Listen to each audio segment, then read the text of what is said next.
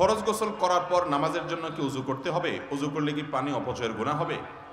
আমাদের অনেক ভাই আছেন ফরজ গোসলের পর আবার আলাদা করে উজু করেন, আছে না নাই? ফরজ গোসল করার পর আলাদা করে আর উজু করার দরকার নাই যদি গোসলটা আপনি সুন্নাহসম্মত উপায়ে করে থাকেন। সুন্নাহসম্মত ফরজ গোসলের নিয়ম কি? নিয়ম হলো, প্রথম কাজ, শরীরে বা কাপড়ে কোনো জায়গায় নাপাক লেগে থাকলে জাস্ট আলতো করে ওই জায়গাটাতে পানি ঢেলে ধুয়ে পরিষ্কার করে ফেলা। নাপাকটা চলে গেছে, বাস, প্রথম কাজ শেষ। দ্বিতীয় কাজ হলো, দুই হাতের কবজি ধুয়ে 3 বার কুলি, নাকে পানি গড়গড়া সহকারে ভালো করে করে এরপরে 3 বার মুখ ধৌত করে কোনোই পর্যন্ত 3 বার হাত ধুয়ে মাথা মাসাই করে অজু যা যা করেন এই পর্যন্ত অজুর কাজ শেষ করে এরপরে আপনি গোসল শুরু করবেন। মাথার উপরে কাঁধে আপনি পানি ঢেলে অথবা পুকুরে হলে পুকুরে নেমে আপনি গোসল করে উঠার সময় 2 পায়ের গোড়ালি পর্যন্ত ধুয়ে আপনি চলে আসছেন। তাহলে অজু প্লাস গোসল একসাথে হয়ে গেছে। এখন যদি আপনি গোসল পরে আবার অজু করেন তাহলে এটা অপ্রয়োজনীয় অজু, এটা অনুচিত, এটা অনুচিত এই অজু। কারণ আপনি যে অজু ইতিমধ্যে করেছেন ওই অজুটা এখনো একবার ইউজ করেন নাই, ওই অজুটা এখনো একবারও ব্যবহার হয় নাই, আবার আপনি আরেকটা অজু করছেন পাশাপাশি, এটা অপ্রয়োজনীয়, অতএব এটি করবেন না। তাহলে সুন্নাহসম্মত গোসল করলে সেখানে গোসলের পাশাপাশি অজুও হয়ে যায়। হ্যাঁ, কেউ গোসল করতে করতে পেশাব এসেছে, তিনি পেশাব করেছেন, অথবা গোসল করতে করতে কারো বায়ু নির্গত হয়েছে, অজু ভেঙে গেছে, তাহলে তো ভিন্ন কথা, তিনি নতুন করে অবশ্যই অজু করবেন। অতএব সুন্নাহসম্মত উপায়ে আপনি হাত ধুয়ে কুলি করে নাকে পানি দিয়ে মুখ ধুয়ে 2 হাতের কনুই পর্যন্ত ধুয়ে মাথা মাসে করে এরপরে আপনি গোসল শুরু করেছেন।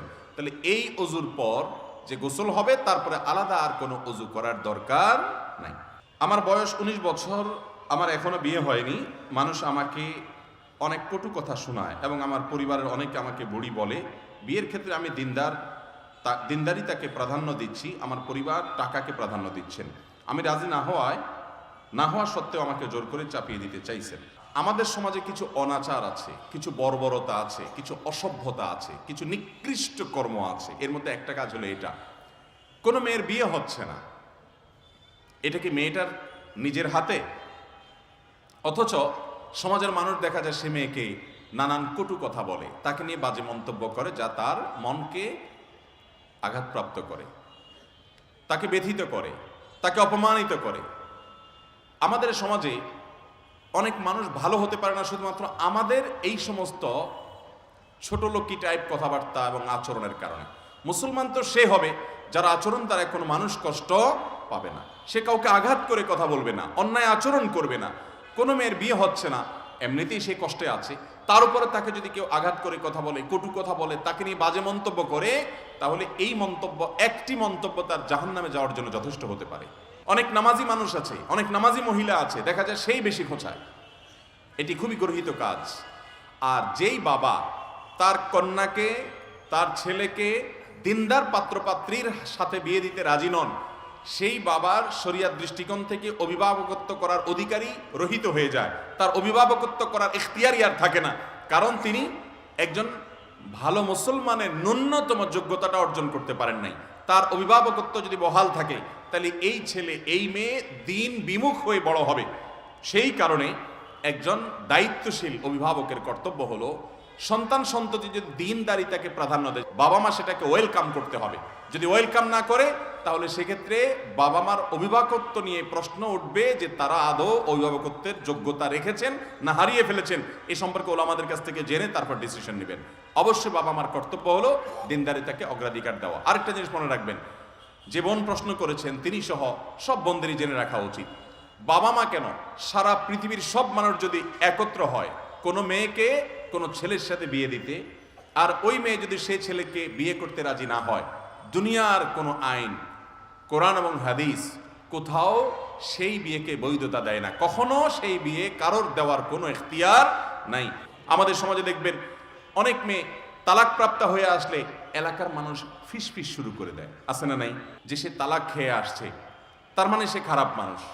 তালাক যদি কারোর হয়ে যায় তার মানে কি কোনো মেয়ে খারাপ? ভালো মানুষের তালাক হতে পারে কি পারে না? আরে নবী করিম সাল্লাল্লাহু আলাইহি সাল্লামের মেয়েদের তালাক হয়েছে, পরবর্তীতে অন্যত্র নবী সাল্লাল্লাহু আলাইহি সাল্লাম তাদেরকে বিয়ে দিয়েছেন, ওসমান রাদিয়াল্লাহু তাআলার সাথে বিয়ে দিয়েছেন। যদি কেউ তালাকপ্রাপ্ত হওয়ার মানে ওই মহিলা খারাপ হয়, তাহলে তো নবী সাল্লাল্লাহু আলাইহি সাল্লামের মেয়েদের ব্যাপারে আপনি প্রশ্ন তুলছেন, আঙ্গুলি তুলছেন, ঠিক না ঠিক? অতএব তালাকপ্রাপ্ত বোনদেরকে বাজে কথা বলার এই অসভ্য কালচার সমাজ থেকে ঝেঁটিয়ে বিদায় করতে হবে। কোনো নারীর স্বামী মারা গেলে তাকে নিয়ে অনেকে বাজে কথা বলেন যে এ মানুষটা ভালো না, এরপর আল্লাহ অসন্তুষ্ট, এই জন্য তার স্বামী মারা গেছে। এটা কোনো কথা হলো? কত মহিলা সাহাবী আছে তাদের স্বামী মারা গেছে, আছে না নাই? অতএব এই সমস্ত কথা মূর্খ মানুষদের কথা। কোন মুসলমান এই সমস্ত কথা বলতে পারে? কোন নারী তার তালাক হয়ে যাওয়ার পরে, স্বামী মারা যাওয়ার পর তিনি যদি অন্যত্র বিয়ের উদ্যোগ নেন, তাহলে অনেক সময় দেখবেন সমাজের মানুষ ফিস ফিস করে, আছে না নাই, যে মহিলাটা ভালো মানুষ না।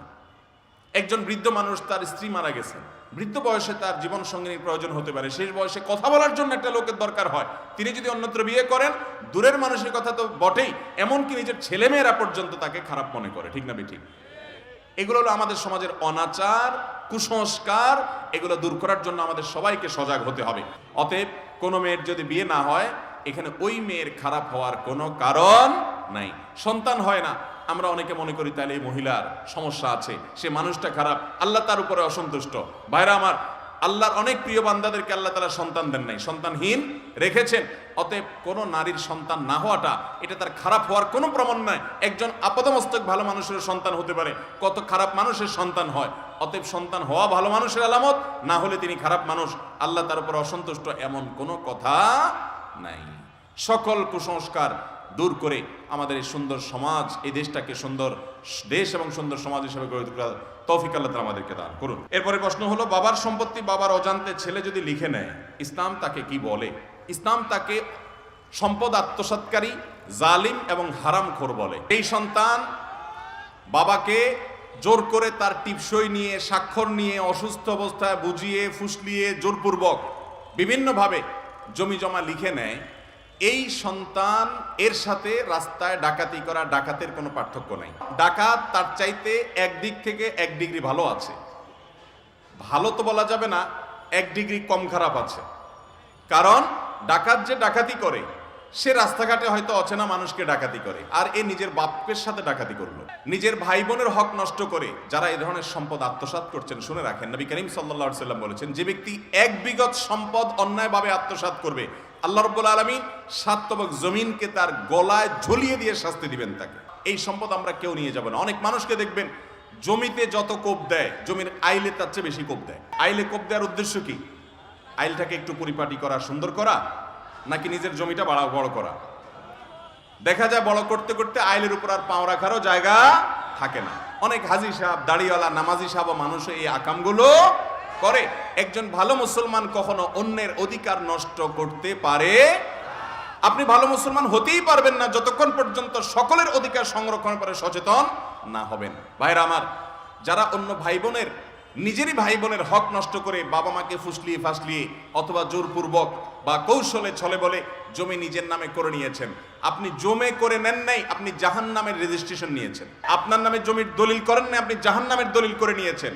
এবং পাই পাই করে আল্লাহ তাআলা জাহান্নাম বুঝিয়ে দিবেন। আল্লাহর হকে একটু ত্রুটি করেন, মাপ চান, মাপ পাওয়ার আশা আছে। বান্দার হক নষ্ট করেছেন, আল্লাহ তাআলা মাফ করবেন। কিয়ামতের ময়দানে প্রতিটা পয়সার হিসাব দিতে হবে, প্রতিটা বিগতের হিসাব দিতে হবে, প্রতিটা আঙ্গুল জায়গার হিসাব দিতে হবে। মনে রাখবেন, চুরি করে আত্মসাৎ করে মানুষ কখনো ধনী হতে পারে না। নবী আলাইহিস সালাতু ওয়াস সালাম বুখারীর বর্ণিত হাদিসে বলেছেন, লাইসাল গিনা বিকাসরাতিল আরদ ওয়ালাকিন্নাল গিনা গিনান নাফস। কারোর যদি সম্পদ অনেক বেশি থাকে, তার যদি জমি অনেক বেশি থাকে, টাকা পয়সা অনেক বেশি থাকে, এই ব্যক্তি প্রকৃত ধনী নয়। প্রকৃত ধনী হলো ওই ব্যক্তি যার মনটা ধনী, যার মনটা সচ্ছল, যার মনটা নিজেকে নিজে সুখী মনে করে যে আমাকে আল্লাহ যা দিয়েছেন এতে আমি হ্যাপি, আমি অনেক সুখী, আমার আর দরকার নেই, এই লোকটা ধনী। আর যাকে আল্লাহ তাআলা অনেক সম্পদ দিয়েছেন, তার আরো চাই, এই লোক অভাবী, কারণ অভাব আছে, তার আরো চাওয়া আছে। অতএব যেটুকু পেয়েছেন সেটুকুতে আপনি শুকর আদায় করেন, আল্লাহ তাআলা সুখী করবেন। এই চুরি করা সম্পদ, আত্মসাৎ করা জমিন দিয়ে আপনি নিজে সুখী হতে পারবেন না, আপনার পরিবার সন্তানকে সুখী করতে পারবেন। আল্লাহ তাআলা আমাদের সবাইকে সৎ সাহস করে এই অন্যায় উপার্জন থেকে বেরিয়ে আসার তৌফিক দান করুন।